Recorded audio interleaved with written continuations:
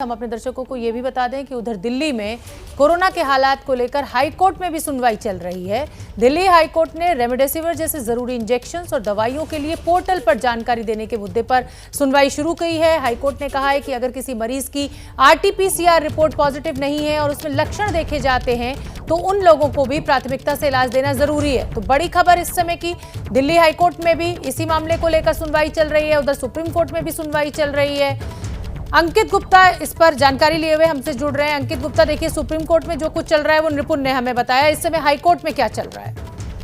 जी, जिस बात का आपने जिक्र किया कि कोर्ट में इसमें दिल्ली हाई कोर्ट में जो चर्चा चल रही है, सुनवाई चल रही है, वो इस चीज को लेकर के कि जो कोरोना पेशेंट्स हैं उनको जो दवाइयां हैं वो उपलब्ध नहीं हो पा रही हैं। खासतौर पर रेमडेसिविर इंजेक्शन को लेकर के जिस तरीके की खबरें आ रही हैं कि कालाबाजारी हो रही है, तो दिल्ली हाई कोर्ट ने एक सुझाव दिया है कि इसके लिए एक पोर्टल तैयार किया जाए। और फिलहाल NIC यानी कि जो संस्था इस पोर्टल को तैयार करती है उसके अधिकारी यहाँ पर मौजूद है हाई कोर्ट में, और उन्होंने कोर्ट को बताया है कि पोर्टल तैयार किया गया है। केंद्र सरकार के स्वास्थ्य मंत्रालय की जानकारी चाहिए, उनसे सलाह चाहिए कि कौन कौन सी दवाएं इसमें शामिल की जा सकती हैं। लेकिन जिस टिप्पणी का आपने जिक्र किया वो काफी अहम है। हाईकोर्ट ने ये कहा है कि कई बार ऐसा देखा गया है कि RT-PCR टेस्ट में रिपोर्ट पॉजिटिव नहीं आती है, लेकिन मरीज में लक्षण होते हैं और इसके चलते उसकी हालत खराब हो जाती है क्योंकि उसको इलाज नहीं मिलता। तो ऐसे सभी मरीजों को भी इलाज तुरंत देना चाहिए जिनकी RT-PCR रिपोर्ट भले पॉजिटिव ना हो लेकिन उनमें लक्षण हो। तो ये एक अहम टिप्पणी है। सबके अलावा दिल्ली हाई कोर्ट ने यह भी कहा है कि रेमडेसिविर सिर्फ एड्स की बात नहीं हो रही है,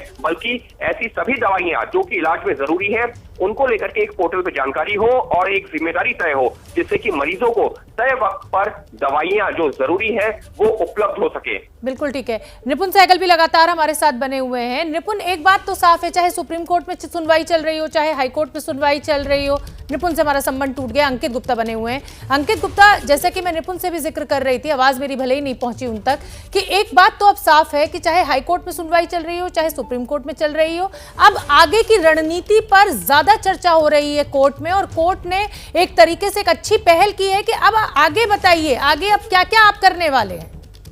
निश्चित तौर पर शोभना, और ये जरूरी भी है क्योंकि कल ही जिस तरीके से जो है केंद्र सरकार के अधिकारियों की तरफ से ये जानकारी दी गई है वो निश्चित तौर पर चौंकाने वाली भी है, चिंता वाली भी है। और वो जैसी जानकारी सुप्रीम कोर्ट और हाई कोर्ट के सामने पहुंची है कि तीसरी वेव भी आ सकती है, वो आशंका बनी हुई है। तो अब जो है चाहे सुप्रीम कोर्ट हो या हाई कोर्ट हो, फोकस किस बात पर है?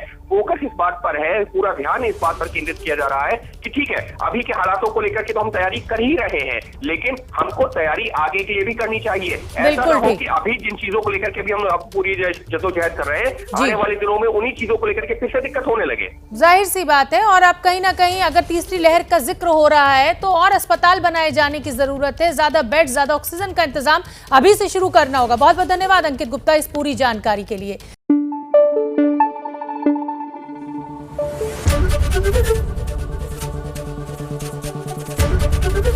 ABP न्यूज आपको रखे आगे।